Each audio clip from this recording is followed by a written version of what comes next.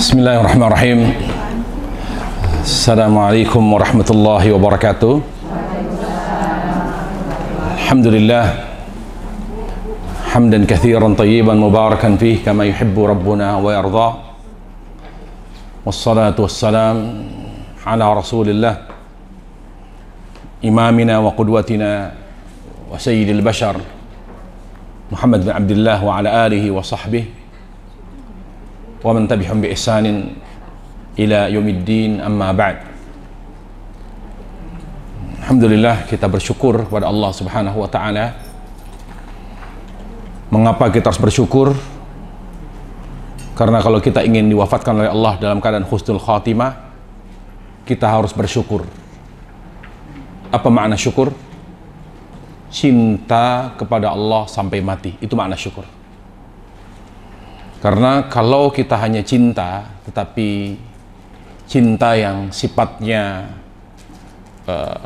bertepuk sebelah tangan, artinya hanya sepihak, dan tidak diakui cinta kita oleh Allah Jalla wa'ala, kita hanya mengklaim bahwa kita cinta Allah, maka tidak dianggap syukur.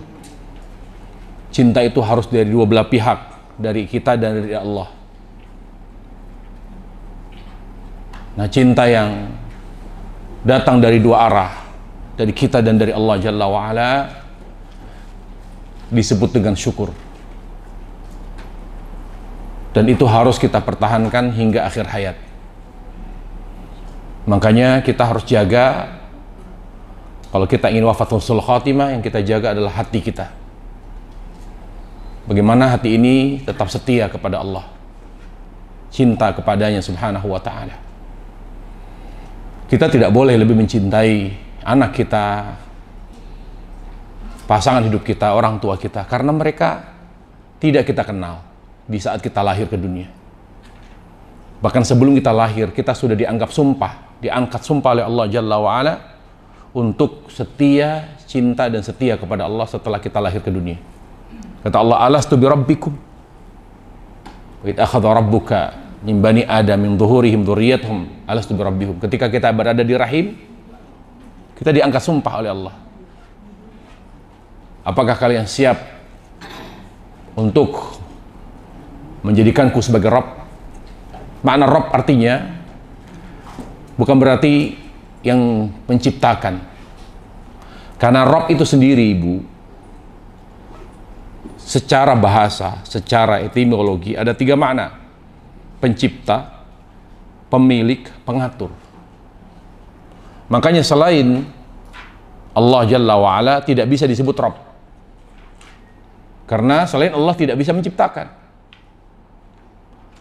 selain Allah juga tidak bisa memiliki. Semuanya dimiliki oleh Allah Tabaraka wa ta'ala.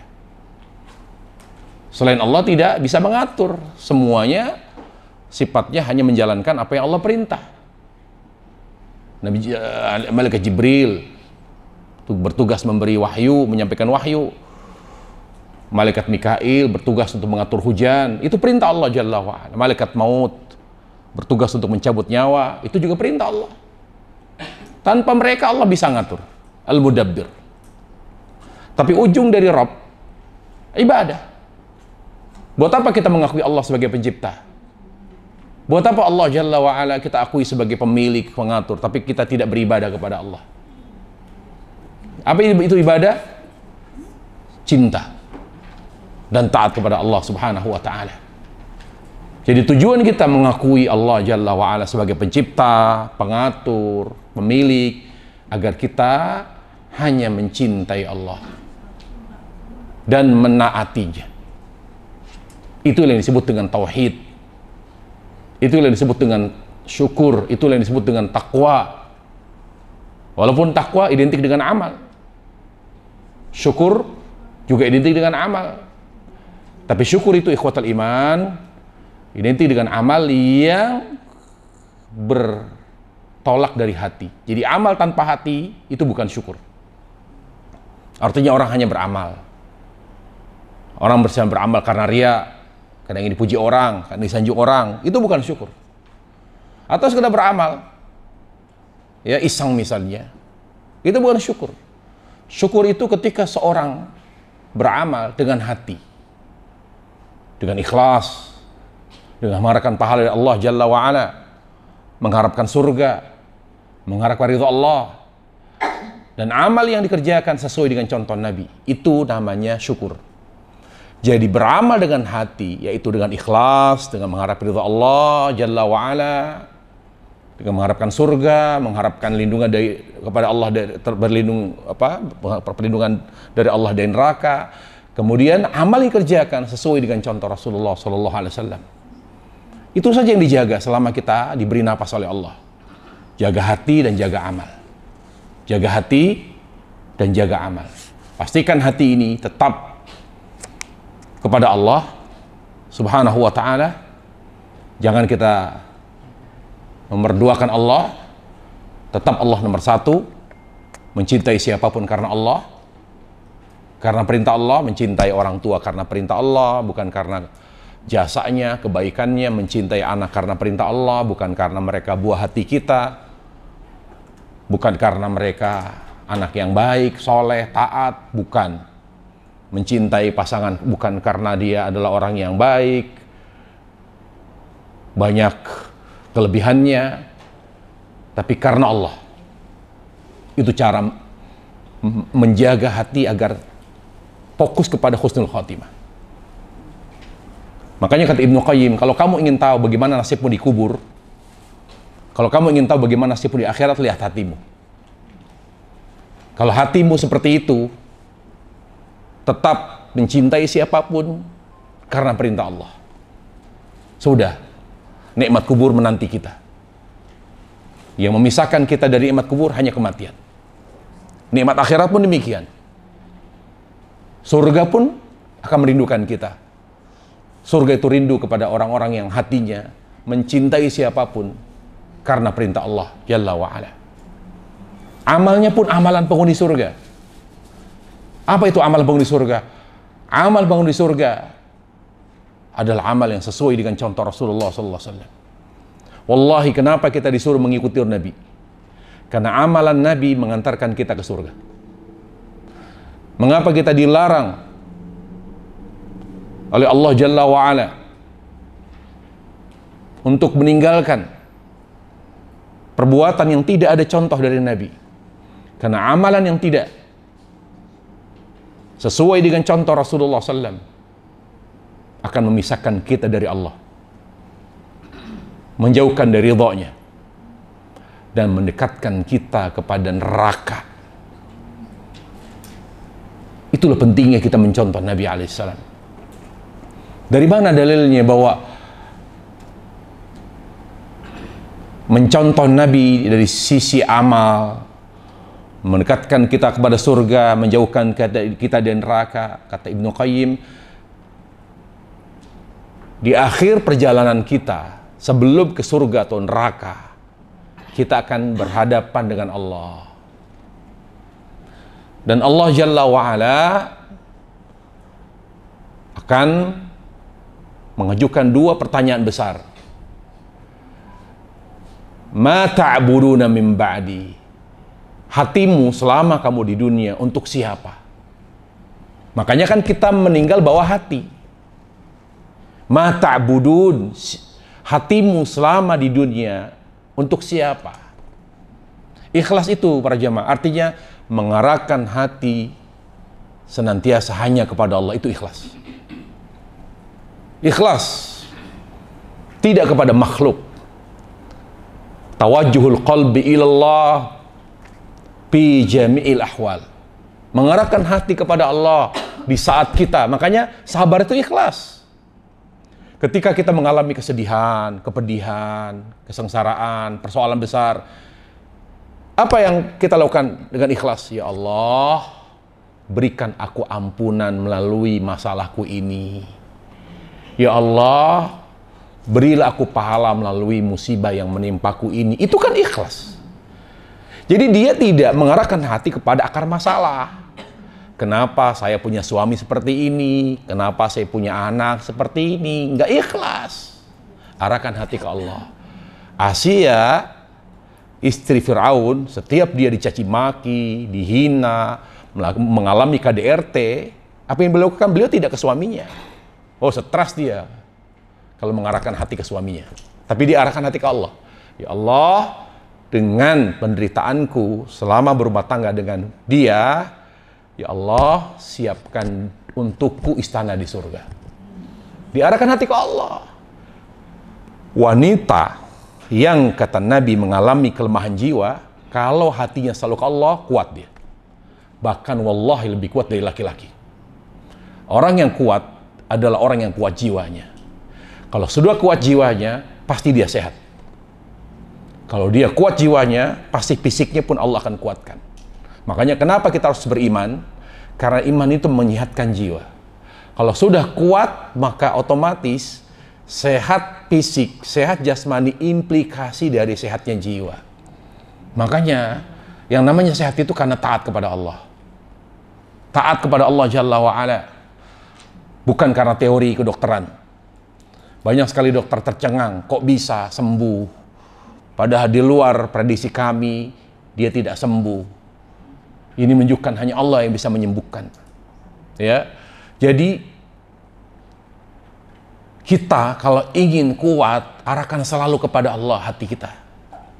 Di saat kita diberi nikmat oleh Allah, bagaimana mengarahkan hati? Oh iya, ini titipan. Ini karunia dari Allah. Bukan karena keringat saya, bukan karena relasi saya, bukan karena kehebatan saya. Ini karunia-Mu ya Allah. Ini hadza min fadli Rabbi. Ini karunia-Mu ya Allah. Mengingat Allah di saat syukur, di saat mendapatkan nikmat, ini namanya ikhlas. Mengarahkan hati kepada Allah di saat kita mendapatkan nikmat yang besar. Itu ikhlas. Makanya Allah bilang, selama kamu di dunia, hatimu untuk siapa? Hatimu kamu arahkan kepada siapa? Kemudian yang kedua, mencontoh Nabi, mendekatkan kita kepada surga, menjauhkan kita dari neraka. Adalah kata Ibnu Qayyim, Allah akan bertanya, "Madza ajabtumul mursalin?"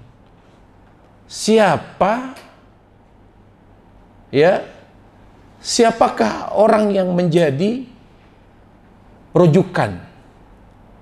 Siapakah orang yang kamu contoh, kamu ikuti?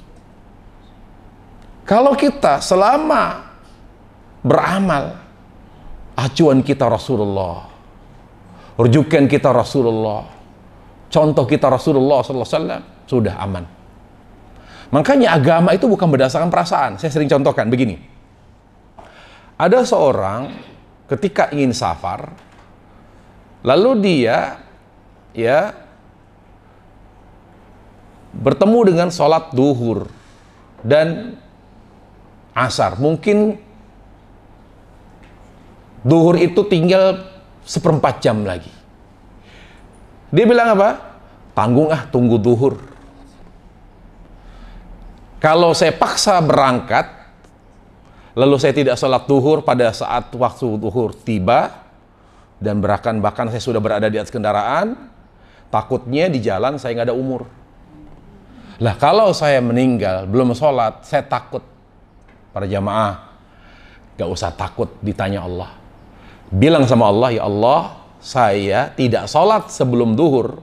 Saya memilih safar, berangkat sebelum duhur, karena mengikuti Nabi-Mu ya Allah. Karena tuntunan Nabi, tidak sholat, kalau berangkat beberapa menit sebelum duhur, berangkat aja. Jamaknya jamak takhir, itu Nabi. Tapi kalau beliau berangkatnya pada duhur, beliau menjamak takdim. Jadi apa yang kita lakukan, kalau sesuai dengan contoh Nabi, tidak akan ditanya Allah. Gak usah takut ditanya Allah. Karena Rasul itu kekasih Allah. Apa yang kita lakukan mencontoh Nabi, insya Allah aman dari hisab. Kembali para jamaah, kita akan membahas salah satu nama Allah yang agung, Al-Quddus, As-Subbuh. Menetapkan nama Allah harus dengan dalil. Karena nama Allah Jalla wa'ala tauqifiyah. Artinya sifatnya gaib. Kalau sifat nama Allah Jalla wa'ala, karakter nama Allah gaib, berarti tidak boleh ditetapkan kecuali dengan dalil. Yang lebih tahu nama Allah, yang layak bagi Allah, hanya Allah sendiri. Ya, makanya kita tidak boleh menetapkan satupun nama bagi Allah kecuali dengan dalil, yaitu Al-Quran maupun hadis. Ulama tidak boleh beristihad. Kenapa yang kedua? Kita tidak boleh sembarangan menetapkan nama bagi Allah Tabaraka wa ta'ala, karena yang lebih paham nama dan maknanya yang sempurna itu hanya Allah Jalla wa'ala. Sementara nama itu mengandung sifat. Ya, nama Allah Jalla wa'ala mengandung sifat. Setiap nama Allah mengandung sifat yang sempurna. Nama misalnya Al-Quddus berarti sifatul Qudus. Nama Allah Rahman ada sifatul Rahmah. Tapi tidak setiap sifat Allah melahirkan nama. Misalnya sifat makar, Allah melakukan tipu daya, itu kan sifat. Apakah sifat makar itu melahirkan nama Allah Al-Makir? Tidak. Jadi setiap nama pasti mengandung sifat yang sempurna, yang membuat kita atau yang membuat Allah layak diibadahi. Tapi tidak setiap sifat ya melahirkan nama. Makanya ada sifat Allah Jalla wa'ala yang tidak perlu menjadi nama, tetapi dia baik dan bagus pada tempatnya. Seperti misalnya dalam konteks membalas, wa makaru wa makarallah. Orang Yahudi akan menipu Allah, tapi sebelum mereka berhasil menipu Allah, Allah tipu mereka. Ini kan konteksnya adalah sifatnya apa? Al-mujaza namanya, membalas. Tidak bagus, mereka ingin menipu, ternyata malah ketipu. Tapi tidak bisa kita menamakan nama Allah, menetapkan bagi Allah Al-Makir, Sang Maha Penipu, kan nggak mungkin. Kenapa? Karena Asmaul Husna itu dihadirkan oleh Allah untuk menjadi acuan ibadah. Asmaul Husna Allah tetapkan melalui Al-Quran dan hadis Nabi SAW karena akan menjadi acuan ibadah kita. Dalam arti, kalau ada salah satu ibadah yang kita klaim, amal yang kita anggap sebagai amal, tetapi tidak mengacu kepada Asmaul Husna, dia bukan ibadah. Makanya saya ingatkan, selalu sampaikan, kenapa akhlak Nabi Al-Quran? Karena seluruh perbuatan Nabi alaihi salatu wassalam, zahiran wa batina, semua perbuatan Nabi bertolak dari Asmaul Husna. Kenapa akhlak Nabi Al-Quran? Karena seluruh perbuatan Nabi, jadi beliau itu praktisi Asmaul Husna terbaik. Ya, jadi orang yang mengikuti Nabi alaihi salatu wassalam, pada hakikatnya dia sedang mengamalkan Asmaul Husna.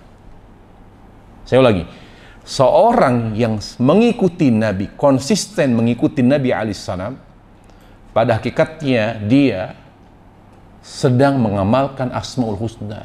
Jadi tidak ada orang yang dianggap paling mengamalkan Asmaul Husna kalau tidak sesuai dengan contoh Rasul.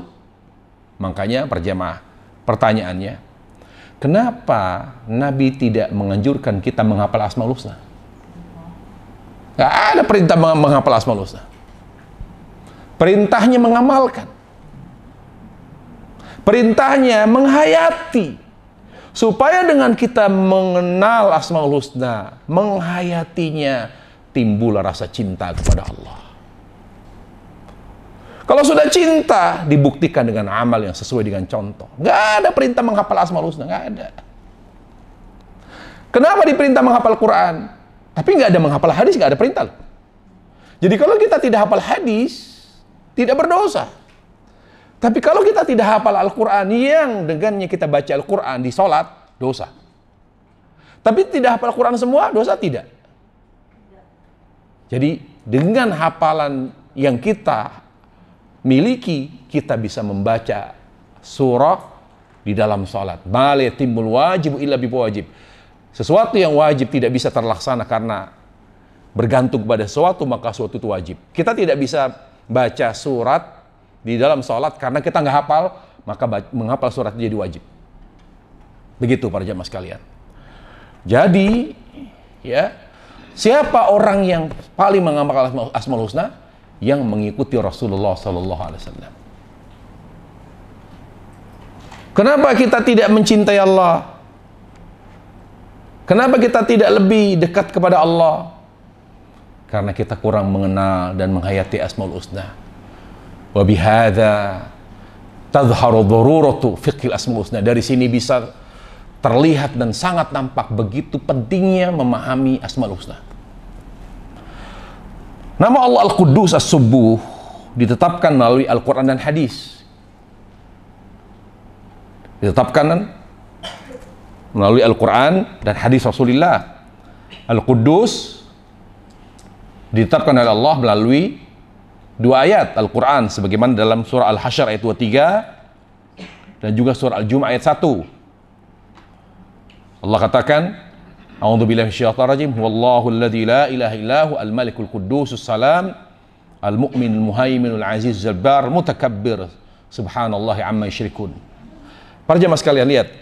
Di ayat itu awalnya Allah huwallah. Dialah Allah. Tapi ujung ayat Allah bilang apa? Maha suci Allah dari apa yang mereka sekutukan.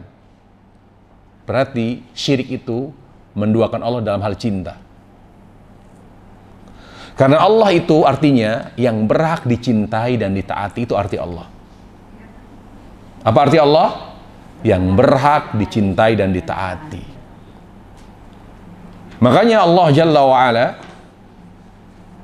tidak pernah menyuruh kita untuk mencintai. Kenapa? Karena cinta itu harus tumbuh secara alami. Nggak ada orang dipaksa cinta, nggak bisa. Cinta itu dari dalam. Perintah takut kepada Allah ada. Khafuni wala takhafuhum, takutlah kepadaku. Perintah untuk berharap kepada Allah ada. Wad'u khaufa wa tama'a, beribadahlah kepada Allah dengan rasa takut dan rasa harap. Tapi tidak ada perintah mencintai Allah, nggak ada. Karena cinta itu tidak bisa dipaksa. Tapi dengan takut kepada Allah, dengan berharap hanya kepada Allah, tumbuh rasa cinta. Begitu cara untuk membuat hati semakin cinta Allah, yaitu takut hanya kepada Allah dan berharap pula hanya kepada Allah Jalla wa'ala. Cara menjaga hati agar semakin cinta, jangan takut kepada makhluk. Khaufut ta'zim, takut yang mengandung unsur ibadah.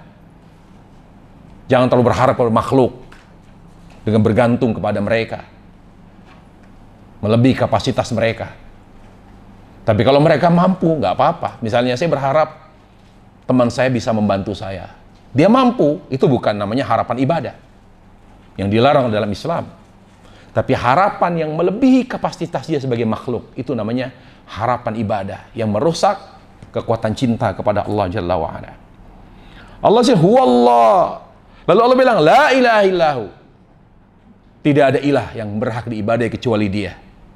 Bagaimana aku beribadah kepadamu ya Allah? Bagaimana aku bisa menempatkan Engkau sebagai Allah yang berhak dicintai dan ditaati? Allah bilang apa? Al-Malik, Al-Quddus, As-Salam. Ya, kamu kenali aku. Jadi untuk bisa beribadah kepada Allah harus memahami Asmaul Husna. Untuk bisa mencintai Allah Tabaraka wa ta'ala, cinta itu atau taat itu dari cinta. Makanya kalau orang-orang munafik, mereka sholat, mereka zakat, mereka puasa, tapi dikatakan taat atau tidak ibadahnya orang munafik? Tidak, karena mereka beribadah tidak dari cinta. Yang namanya taat itu perbuatan baik yang berangkat dari hati, itu namanya taat. Makanya syair mengatakan, ta'asil ila wa anta tudhiru hubbahu hadzal umruka fil qiyasi badi' law kana hubbuka sadiqa la ta'tahu innal muhibba liman yuhibbu muti'.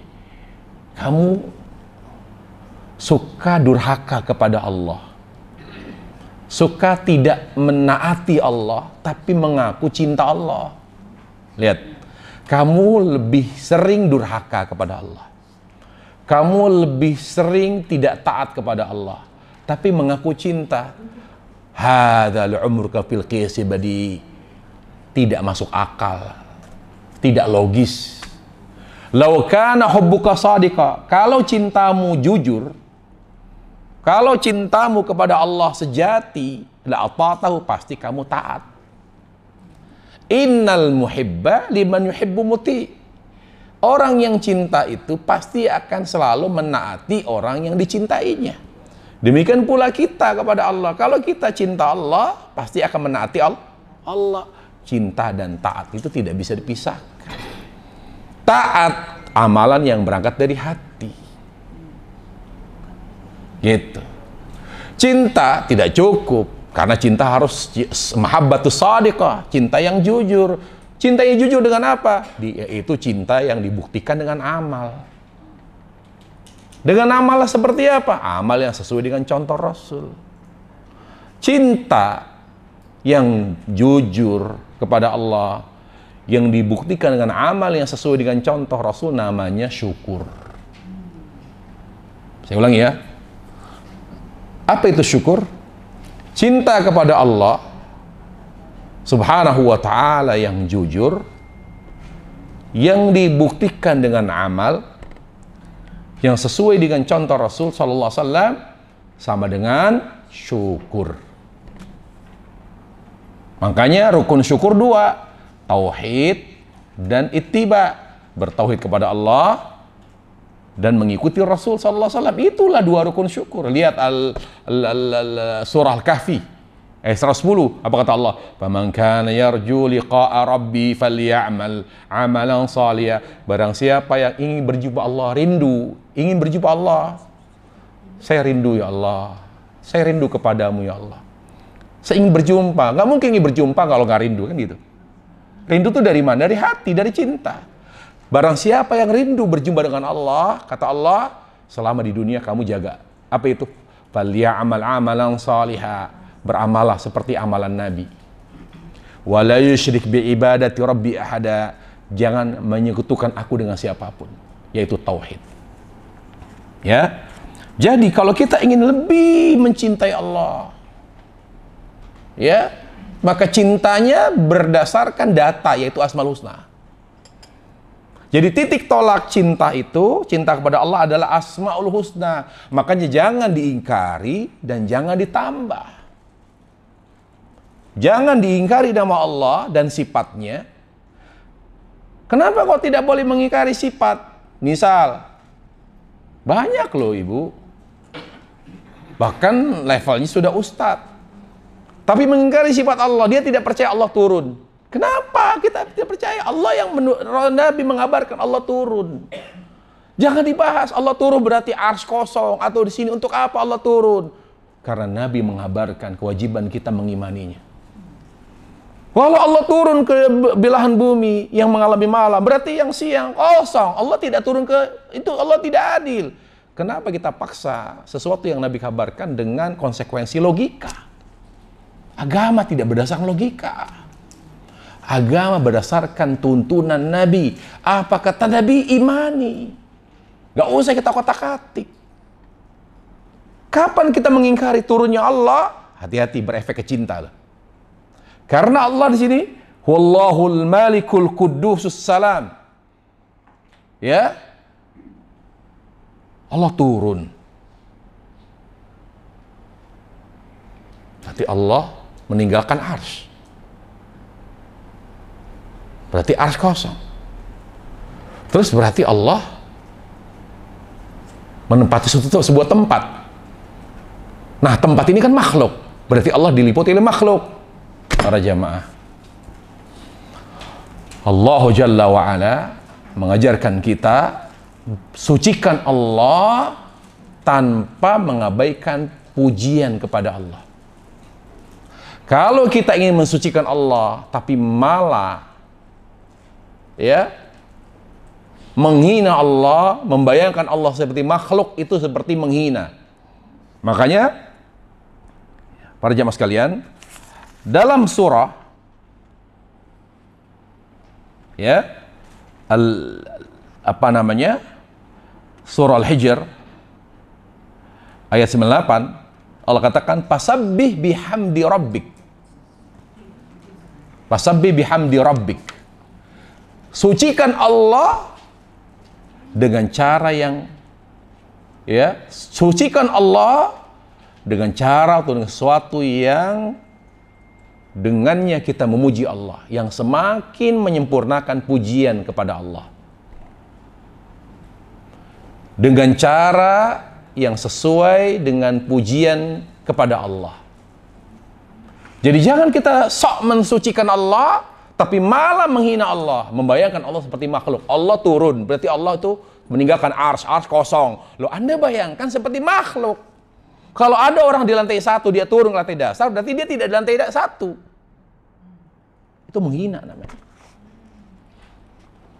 Jadi kalau kita ingin mensucikan, ingat, mensucikan saja tanpa muji namanya penghinaan. Misalnya gini, pujian itu, pujian. Makanya kalau kita hayati dzikir, ada namanya fikih dzikir. Ya. Tauhid itu mengagungkan Allah, mensucikan dan memuji. Makanya selalu dzikir itu tasbih dan tahmid. Selalu tasbih dan tahmid beriringan. Misalnya saya bilang ke Bu Lida, ibu itu tidak pelit, tidak pernah marah, tidak egois, tidak. Terus ibu bilang sama saya, kok tidak melulu Ustaz? Terus saya sifatnya apa? Muji itu memuliakan orang itu menafikan darinya sifat buruk, lalu kita tetapkan ibu tidak egois, ibu tidak pelit, artinya ibu itu derma, ibu tidak pernah marah karena ibu lembut. Jadi menafikan, meniadakan sifat buruk, dalam waktu yang sama menetapkan kesempurnaan, itu namanya tauhid. Kalau kita hanya bilang Allah itu tidak pernah pelit, Allah tidak pernah tidur, Allah, gak cukup. La ilaha illallah. Tiadakan semua yang tidak layak bagi Allah. Laisa kamitsli syai'. Tapi tetapkan yang layak bagi Allah. Wa huwas samiul basir. Allah Maha mendengar dengan pendengaran yang sempurna sesuai dengan kapasitas sebagai Allah dan keagungannya. Wal basir, Maha melihat sesuai dengan keagungannya. Nikmat kalau kita selalu berjalan di atas dalil. Jadi kita diajarkan oleh Allah, sucikan Allah bukan dengan cara kita. Sucikan Allah Jalla wa'ala dengan cara yang menambah kesempurnaan Allah. Ini kaidah. Sucikan Allah dengan cara yang menambah kesempurnaan Allah, bukan yang mengusik dan mengurangi kesempurnaan Allah. Itu bukan cara mensucikan Allah yang benar. Ya. Dan juga dalam surat Al-Jumu'ah ayat 1, Allah juga menetapkan nama Allah, namanya Al-Quddus. Allah berfirman, yusabbihu lillahi ma fis samawati wa ma fil ard, al-malikul quddusul azizul hakim. Para jamaah, semua makhluk salat kepada Allah. Jadi kalau ada orang bahkan mengaku muslim tidak salat, malu dia. Apa yang membuat mereka bahagia? Seluruh makhluk, tumbuh-tumbuhan, hewan, jiwa mereka tetap bahagia walaupun mereka hewan, walaupun mereka tumbuh-tumbuhan dan makhluk yang lain yang tidak sempurna seperti sempurnanya manusia, karena mereka sholat. Jadi membuat orang bahagia jiwanya sholat, yang disebut dengan tasbih. Tasbihnya mereka adalah sholat. Penjelasannya datang dari mana? Dari Rasulullah SAW. Jadi kalau kita mau bahagia hati, kita sholat. Wallahi pembahagia hati terbaik sholat. Makanya kalau ada orang mengalami keretakan rumah tangga, mengalami masalah, apapun itu, tapi dia tidak sholat, jiwanya pasti gersang. Jiwanya pasti hampa. Jangan sholat karena kewajiban. Carilah kebahagiaan melalui sholat. Gapai kebahagiaan, kejar melalui sholat. Karena binatang itu yang makannya cuma rumput, makannya mungkin makanan yang tidak sehat, yang tidak higienis, tapi mereka bahagia. Kenapa? Karena mereka sholat. Karena mereka sholat. Dengarkan hadis Nabi alaihissalam. Di hadis yang diriwayatkan Imam Ahmad, ya, di mana hadis yang diriwayatkan Abdullah bin Amr bin As, Nabi alaihissalam bersabda, Anna Nuhan alaihissalam qala ibnihi inda mauti. Nuh berkata kepada anaknya menjelang kematiannya, Amuruka bila ilaha illallah. Saya perintahkan kamu, nak, amalkan la ilaha illallah, yaitu tauhid. Jadi pesan orang tua kepada anak adalah agar mereka bertauhid kepada Allah.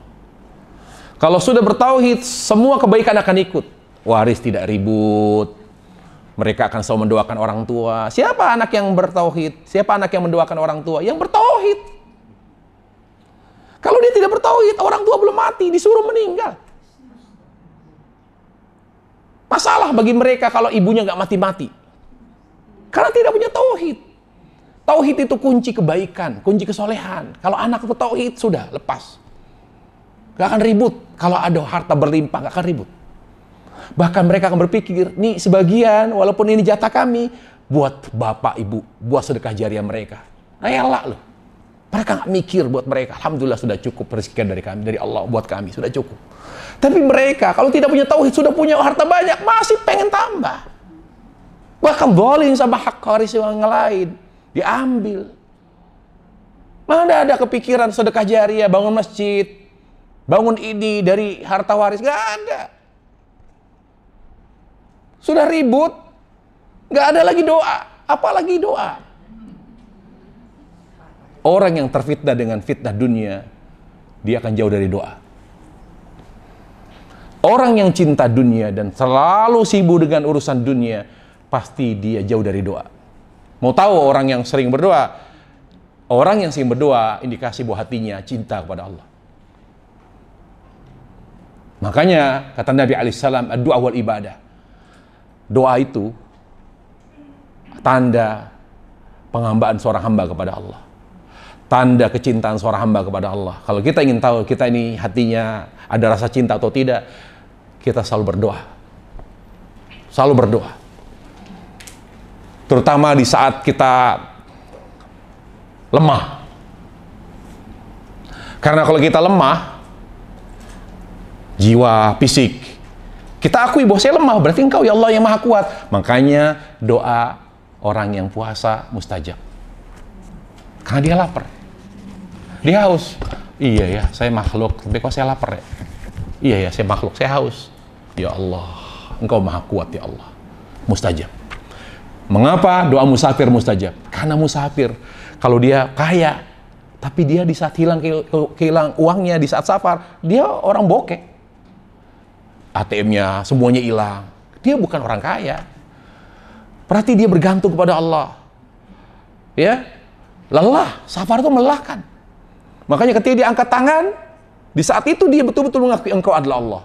Makanya doa musafir mustajab. Lihat, musafir semakin jauh jaraknya semakin mustajab. Karena dia akan semakin mengakui dia hamba, Allah itu Tuhan. Ya, kullama ba'uda ba'udat masafatus safar. Makanya kata Nabi, yutilus safar, orang ini melakukan perjalanan jauh. Ya, yutilu asafar. Berarti orang, kalau kita ini safar, semakin jauh jarak safar, semakin mustajab. Jadi kalau misalnya kita merasa, kok ya Allah, kok doa saya tidak dijabah-jabah, pergi. Walaupun sampai ke kutub, pergi. Ya, kok nggak dijabah, jauh lagi, berangkat lagi terus. Sampai mustajab, udah mustajab, balik lagi. Jadi semakin mustajab, semakin jauh safar, semakin mustajab. Kenapa? Karena dia semakin jauh, semakin lemah dia. Makin lemah, lah uangnya akan habis. Lelah. Nggak bisa lagi basa-basi. Kalau orang safar kan susah basa-basi. Ketahuanlah sifat aslinya. Udah lemah dia. Oh iya, saya ini sempurna karena engkau ya Allah. Angkat tangan, doa kepada Allah Tabaraka wa Ta'ala. Ya, lalu apa? Saya ingatkan kalian, wahai anakku, kata Nuh, jaga tauhid. Karena fa inna samawati sab'a wal ardina sab'a, karena langit yang 7 dan bumi yang 7, la wudi'at fi kiffah, kalau diletakkan beratnya mereka di satu timbangan. Kemudian wa wudi'at la ilallah, lalu diletakkan la ilallah di satu timbangan yang lain. Rajahat bihinna, maka yang lebih berat adalah la ilaha illallah.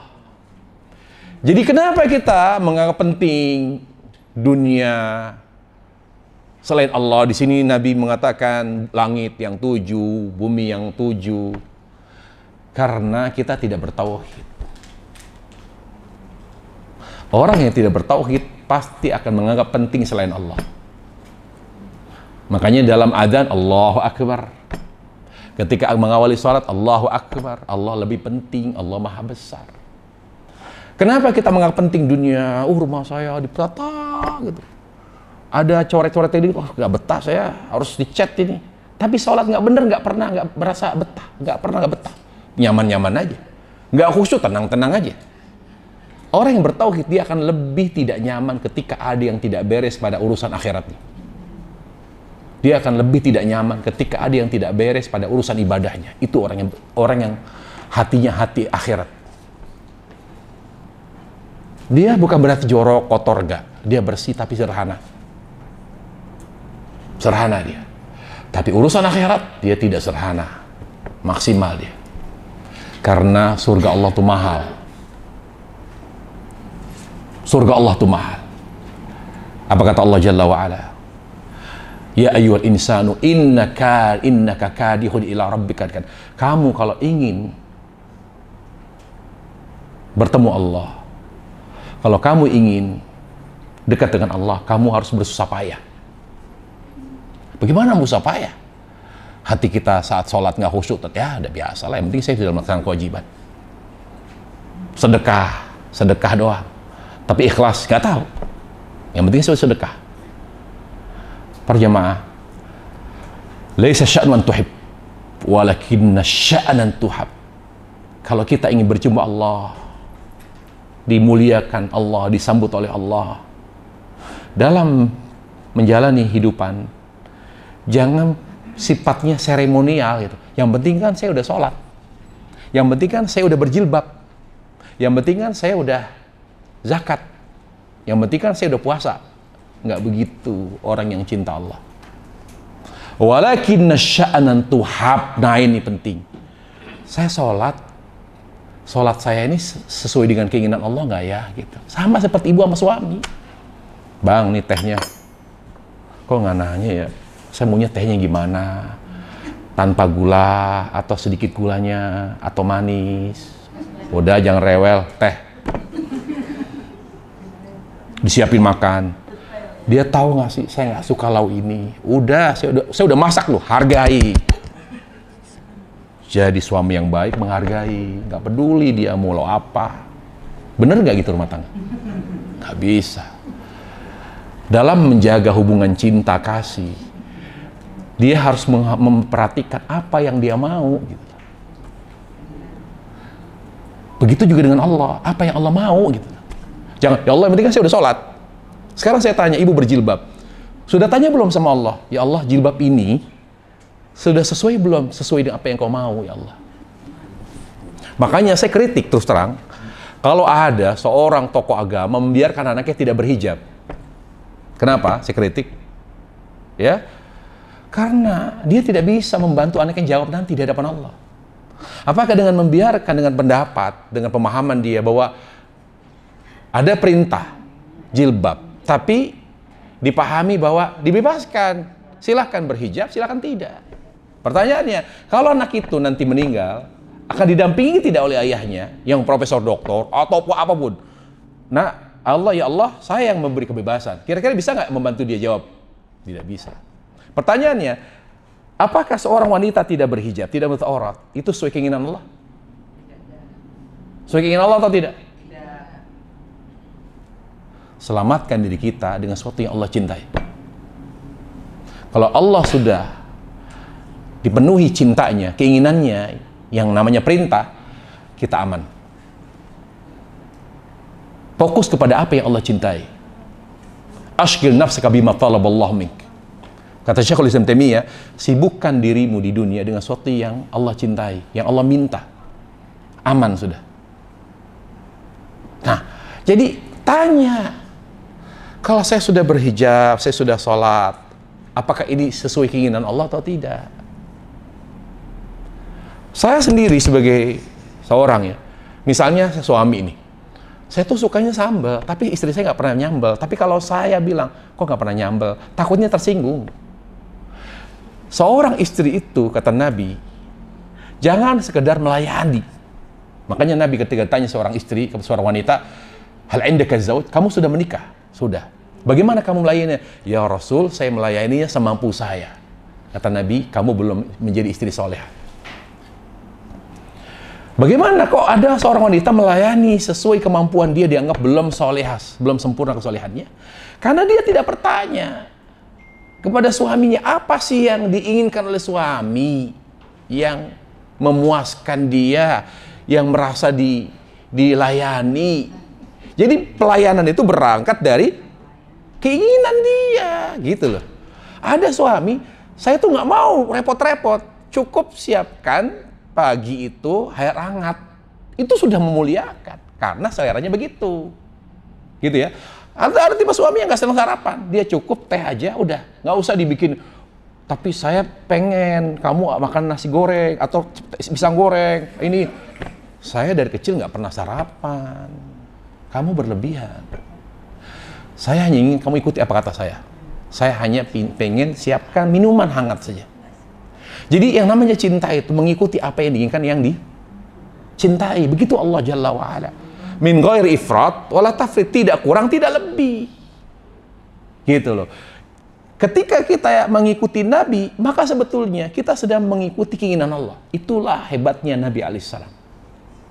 Jangan lebih dari contoh Nabi, jangan kurang, karena kita sedang mengabdi kepada Allah, menghambakan diri kepada Allah tabaraka wa ta'ala. Kembali ke ayat, ke hadis, apa kata Nabi alaihissalam?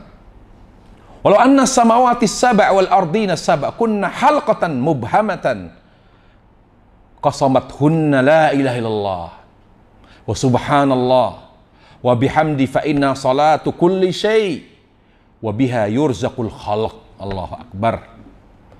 Kata Nabi alaihissalam, langit yang 7 dan bumi yang 7, mereka itu ya kunna halqatan mubhamah, seperti ini lingkaran. Qasamathunna la ilallah, dengan mudah dihancurkan la ilallah. Jadi lingkaran ini, itu bumi dan langit, itu dengan mudah dihancurkan la ilallah. Lalu kata Nabi alaihissalam, subhanallah wa bihamdi adalah salatnya segala sesuatu. Jadi tasbih mereka, tumbuh-tumbuhan, hewan dan lain sebagainya, langit, tanah, ya, air, itu tasbihnya mereka sholat. Jadi selain manusia sholat dengan cara mereka. Kata Nabi, tasbihnya. Jadi sholatnya mereka dengan bertasbih.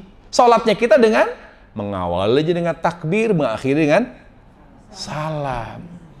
Jadi orang yang ingin bahagia seperti mereka, jadi sholat itu sangat membahagiakan hati. Jadi kalau mau hati tenang, hati bahagia, sholat. Karena hewan itu dengan segala kekurangan dan keterbatasannya, mereka bahagia. Kenapa? Karena mereka sholat. Tumbuh-tumbuhan dengan segala keterbatasannya, kelemahannya, mereka bahagia. Kenapa mereka tumbuh-tumbuhan bahagia? Karena mereka sholat. Air itu bahagia. Ada yang bening, ada yang keruh, ada yang hitam, ada yang begini, ada yang asin, ada yang tawar. Mereka semua bahagia. Kenapa mereka bahagia? Karena mereka sholat. Jadi kalau ingin bahagia, sholat. Jangan berharap bahagia walaupun materi kita berlimpah, kalau kita tidak sholat. Lalu apa kata Nabi alaihi wasallam? Wa biha yurzaqul khalq. Sholat itu pintu rezeki. Dan Allah kaitkan sholat dengan rezeki. Jadi orang jangan sampai gagalkan, tinggalkan sholat karena dianggap, wah nanti kita nggak dapat rezeki nih. Justru sholat itu pintu rezeki. Salah satu pintu rezeki terbesar. Ya, lihat para jemaah sekalian, ya, Allah dalam Al-Quran menguatkan Atau hadis ini menguatkan ayat. Ya. Apa kata Allah Subhanahu wa taala dalam Al-Qur'an? Ya. Allah Subhanahu wa taala berfirman, Allah Subhanahu wa taala, lihat surah Thaha ayat 132, wa'mur ahlaka bis-shalah, suruh keluargamu untuk salat, wastabir 'alaiha, dan sabarlah untuk selalu menyuruh mereka salat. Apa kata Allah? La nas'aluka rizqa, kami tidak minta rezeki dari kalian, tetapi kamilah yang akan memberikan rezeki kepada kalian. Wa nahnu narzuquk wal 'aqibatu littaqwa, justru kamilah akan berikan rezeki dan akhir yang baik hanya dirasakan oleh orang-orang yang bertakwa. Jelas ya? Jadi di sini ayat ini memberi pelajaran penting bahwa sholat itu salah satu pintu terbesar rezeki. Jadi jangan korbankan sholat demi kesibukan duniawi. Jangan korbankan sholat demi ujian. Justru sholat supaya Allah memudahkan kita menghadapi ujian.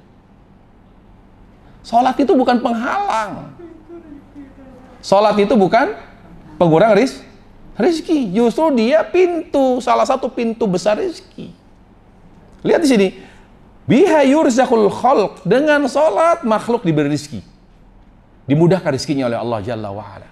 Makanya tolong semua orang tua, jangan pesannya itu sifatnya satya. Apa itu satya? Yaitu sifatnya nggak berkaitan dengan dalil gitu loh. Dalil tuh selalu memerintahkan kita sebagai orang tua, jangan pernah keluar dari dalil ketika memberi wasiat kepada anak. Apa itu? Di antaranya apa? Kalau kita lagi nengok anak ke luar negeri yang sedang kuliah, menempuh pendidikan, atau sedang kerja di luar, kita tengok. Sebelum kita tinggalkan dia, nah, jangan lupa sholat ya. Begitu. Tapi kan anak itu soleh, walaupun soleh. Sholat itu bisa menjadi sesuatu yang tidak lagi penting ketika anak kita berubah hatinya. Bentar hati dia berubah-ubah terus. Jangan bosan orang tua. Jangan lupa sholat, nah, jangan lupa sholat. Itu pesan yang tidak boleh berhenti. Terus gitu ya. Nah, kemudian dari kudus dan subuh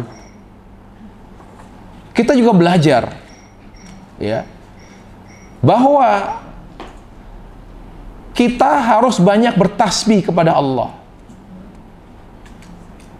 Harus banyak bertasbih kepada Allah. Yang pertama, dengan tidak meninggalkan dzikir pagi petang. Karena dzikir pagi petang adalah dzikir terbaik setelah Al-Quran. Sesuai dengan dzikir Nabi. Kita juga tidak meninggalkan tasbih dengan tidak meninggalkan dzikir setelah sholat fardu. Karena di dzikir sholat fardu, sesuai dengan dzikir Nabi, ada tasbih. Jadi orang yang paling banyak bertasbih, bukan subhanallah, subhanallah, subhanallah. Kemana-mana pakai dzikir. Tanya, Bu, mau beli apa? Bu, maaf Bu, ada pelanggan yang lain Bu. Bu, astagfirullah. Kalau tahu dzikir bikin kita pedagang marah, Bu, maaf Bu, nggak usah dzikir di sini, dzikir di rumah. Orang berzikir itu bukan buat tasbih. Saya setiap itu ada tangga saya, Ibu. Mau sholat itu, tasbihnya gede gini. Ambil jalan. Dan dia tidak pakai motor, jalan kaki. Bagus sih. Tapi sering telat sholat subuh jadinya. Gara-gara milih jalan kaki. Terus apa? Begini, tasbih. Bahkan padahal dia telat, ya, sudah qomat, dia jalan sambil dzikir, subhanallah. Benar gak tuh? Dzikir lebih baik sholat. Tasbih itu tahmid yang sifatnya mutlak bagus kalau tidak bertentangan atau tidak bertuburkan dengan yang lebih wajib. Kalau di saat itu udah qomat, tinggalkan tasbih. Makanya beribadah perlu ilmu, bukan semangat doang. Mudah-mudahan ibu-ibu di sini beribadah dengan ilmu, insya Allah. Sehingga ibadahnya diterima oleh Allah Subhanahu wa Ta'ala. Ya, jadi orang yang paling bertasbih itu bukan yang kemana-mana bawa tasbih, tapi yang selalu menjaga dzikir pagi petang, yang selalu merutinkan dzikir setelah sholat fardu, itu tasbih. Tasbih itu yang paling Allah Subhanahu wa Ta'ala cintai. Dan kalau kita menjaga dzikir pagi petang Nabi, merutinkan dzikir setelah sholat fardu Nabi, insya Allah timbangan amal kita berat. Makanya Allah atau Nabi Alisa bersabda, kalimatani khafifatani alal lisan, thaqilatani fil mizan, habibatani ilar rahman, subhanallah wa bihamdi, subhanallahil azim. Itu yang kita banyak. Nah, ini di luar sholat, di waktu kosong, perbanyak dzikir ini. Sambil masak, ya, tapi kalau ngaji jangan tasbih, nggak boleh. Nanti nggak fokus.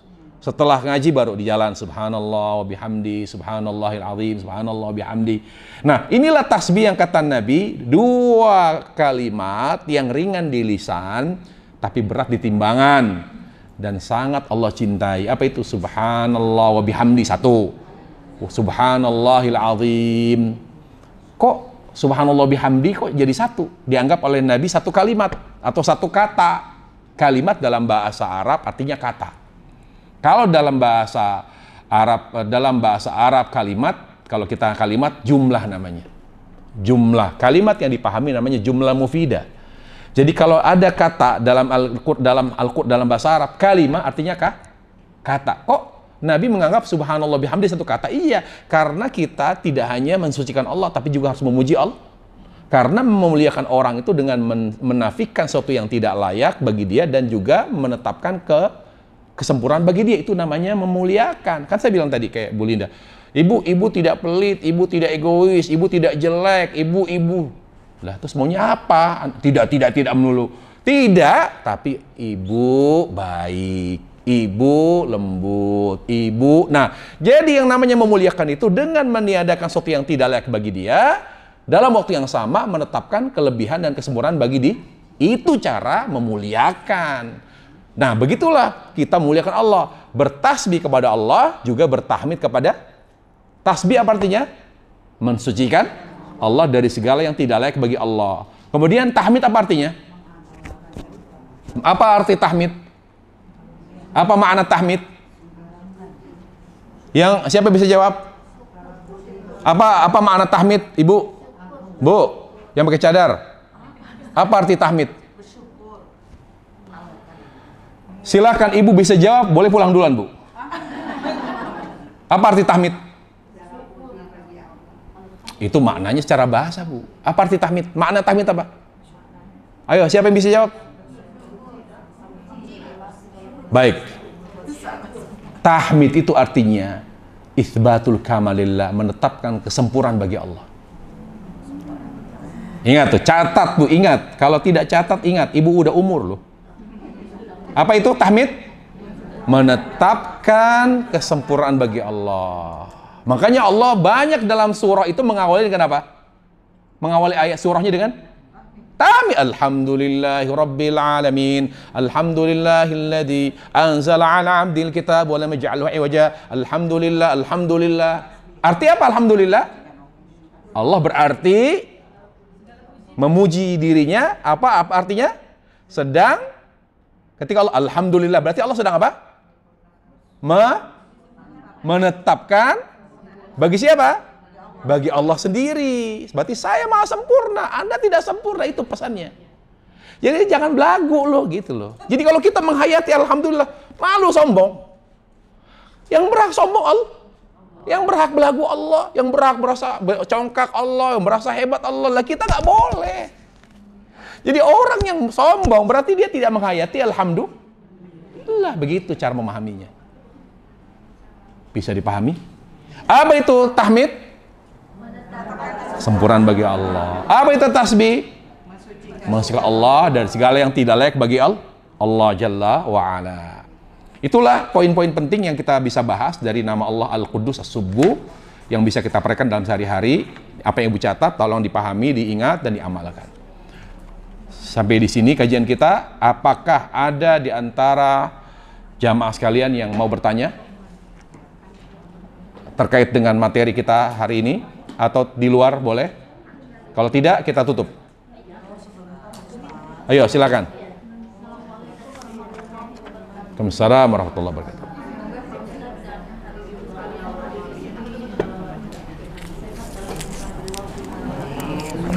Amin.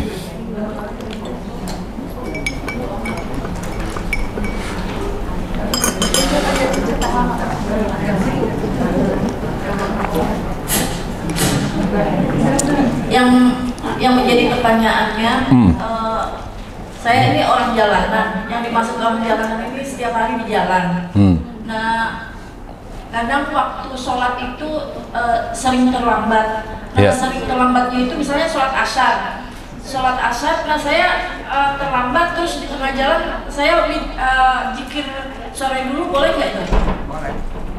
Jadi ibu di jalan, dagang, bagaimana? Ya, pokoknya misalnya itu. Terus? Saya sholat asarnya telat, jadi saya zikir petang dulu, boleh nggak gitu? Jam berapa ibu? Ya, misalnya jam 5 gitu. Tiap hari? Ya nggak setiap hari, enggak, maksudnya kalau lagi telat. Oh, tapi seringnya nggak telat? Ya, alhamdulillah. Terus supaya tidak terluput zikir sore, jadi zikir sorenya di mana? Di jalan? Iya, di jalan. Oh, gini. Zikir pagi petang itu ada yang sifatnya normal, ada yang sifatnya darurat. Saya jelaskan hal itu dalam buku zikir saya. Tolong diingat ya. Zikir pagi petang yang sifatnya normal artinya dikerjakan setelah mengerjakan sholat itu. Misalnya zikir pagi setelah subuh, zikir petang setelah asar atau setelah maghrib. Itu masih normal. Setelah maghrib, ya, itu normal. Bisa ba'da asar, bisa ba'da maghrib. Kalau sudah isya, berarti darurat. Ya Allah, Bu. Ba'da maghrib itu sampai isya, berarti kalau udah isya, ba'da maghrib bukan? Nah, baik. Kemudian, ada namanya zikir pagi petang bersifat darurat. Apa itu? Yaitu ketika kita punya kesibukan yang membuat kita takutnya kelewatan, tidak kita amalkan, berarti kita boleh zikir pagi sebelum subuh, habis tahajud.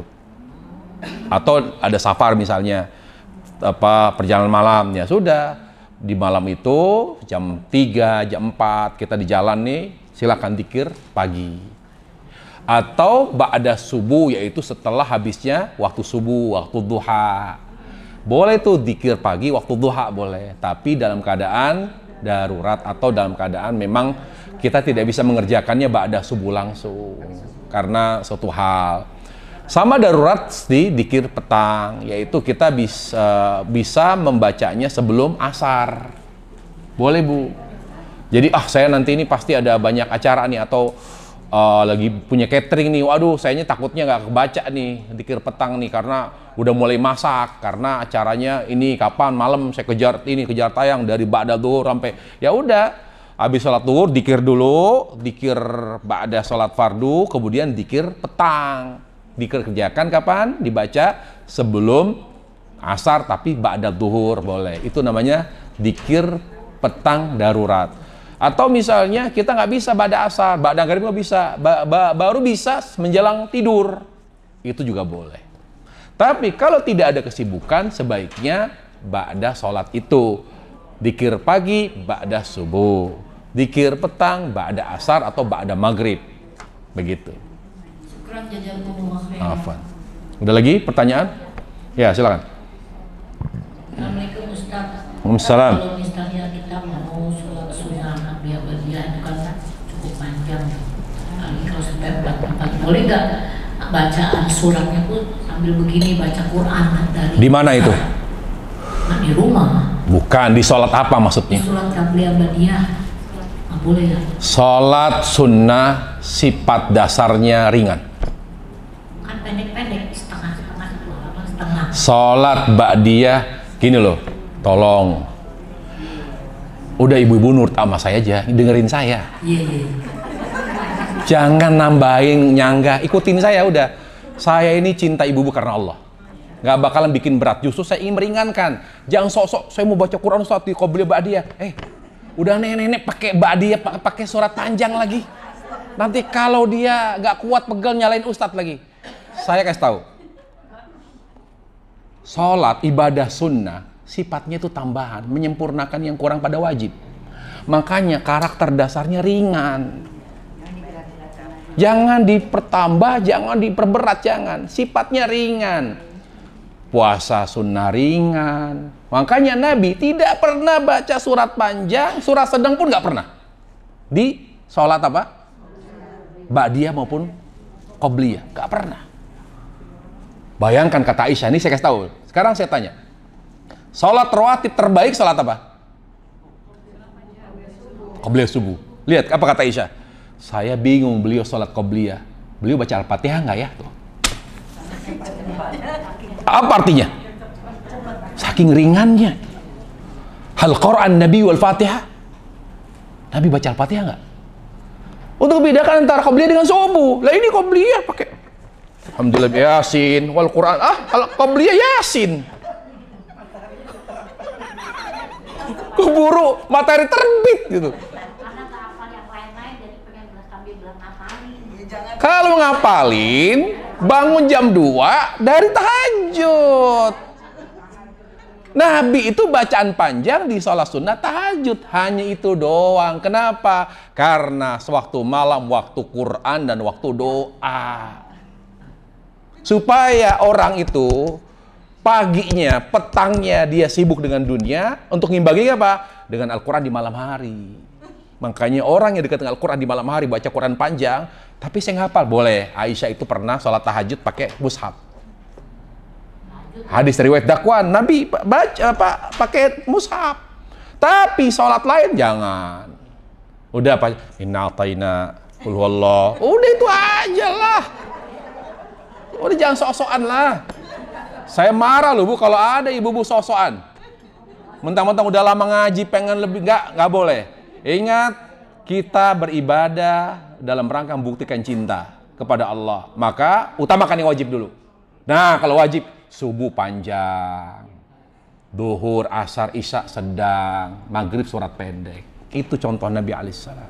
Di situ terapin tuh surat panjang, surat pendek di sholat fardu. Kalau sunnah nggak usah udah, nggak usah. Malas aja. Aduh lagi malas nih sholat. Tinggalin aja nggak apa-apa. Jangan dipaksa. Apa kata Nabi alaihissalam? Al-mutatawi amir nafsi. Orang yang mengerjakan salat sunnah diserahkan otoritasnya kepada dia. Jangan, aduh saya berarti lagi nggak benar hati saya nih. Nggak ada itu urusannya. Wah berarti saya berdosa, bersalah saya nggak sholat qobliyah. Lebay gitu. Kalau kita ingin merasa bersalah, kalau nggak khusyuk dalam sholat. Saya heran, banyak kalau sholat fardu nggak khusyuk, nggak merasa bersalah. Tapi kalau nggak qobliyah ba'diyah, kayaknya gimana gitu. Itulah beribadah dengan perasaan. Allah kita akan ditanya kalau kita sholat subuh tidak dengan hati. Kita akan ditanya oleh Allah, kenapa kamu tidak dengan hatimu di saat sholat duhur, sholat asar, sholat maghrib, isya? Karena yang wajib tuh khusyuk. Kalau kita tidak sholat qobliyah, ditanya Allah atau tidak? Kalau tidak sholat ba'diyah, ditanya Allah atau tidak? Kalau kita tidak tahajud, tanya Allah atau tidak? Gak ditanya. Yang ditanya itu yang wajib.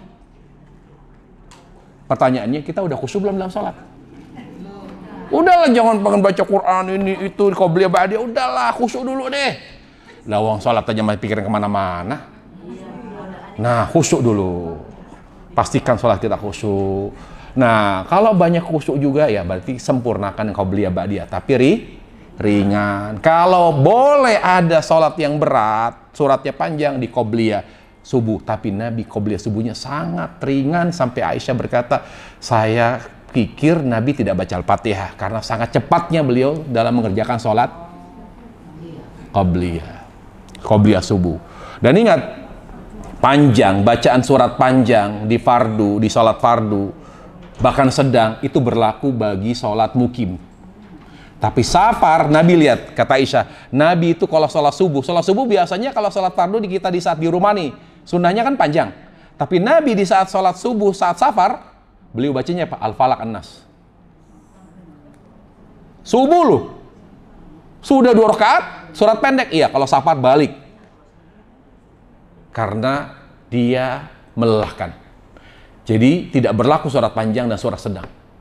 Jadi kalau kita di safar, di airport, lagi transit, atau di melalui jalur darat, melalui rest area. Jadi imam belaga ibu-ibu misalnya. Ibu mau sholat? Ya bareng sama saya. Ibu baca, wal-laili idza yaghsha, musibah ibu. Wal-laili idza yaghsha, wan nahari idza astagfirullah. Tolong Bu, setelah salam ibu tegur dia. Stop. Kita tegur. Bu, ibu salah. Loh, wal-laili bagus. Ibu, ini sabar. Baca aja a'tainakal kautsar. Kenapa kok kamu nggak suka ayat panjang? Bu, sunnah Nabi, lihat. Di saat sabar baca surat pendek. Apakah waktunya kita harus cepat jalan, melanjutkan perjalanan? Wallahi, memahami tuntunan Nabi ini nikmat sekali. Semua agama, ajaran Islam terasa ringan.